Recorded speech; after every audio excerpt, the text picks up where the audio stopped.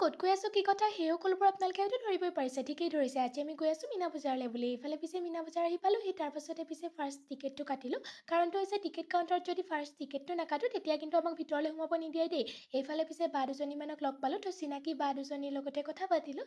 এয়া চাওকচোন আমাৰ বৌও আহিছে। এইটো বস্তুৰ পিছে ট্ৰাই কৰিবলৈ মোৰ সৰুৰ পৰা ইচ্ছা আছিলে।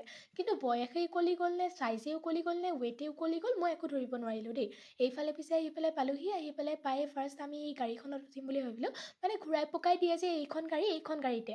আমি পিছে তিনিটাহে উঠিছোঁ দেই অকলে, মানে ইয়াত মানুহেই নাছিলে।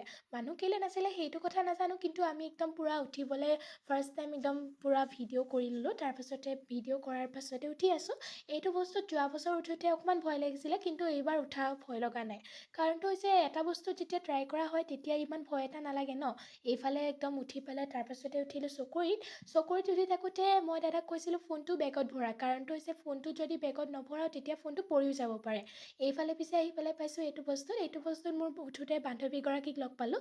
তো তাইৰ লগত কথাও পাতি ল'লোঁ। তো কথা পাতোঁতে তাইক মই এটা কথা কৈ লৈছোঁ দেই, যোৱা বছৰ কিন্তু মই দাদাৰ হাত ভাঙো কৰিছিলোঁ, কিন্তু এইবছৰ মোৰ কি হয় নাজানো, কিন্তু এইবছৰ ইমান এটা ভয় নালাগিলে। কাৰণটো হৈছে এটা বস্তু ট্ৰাই কৰাটো পাছততো ভয় নালাগেই ন।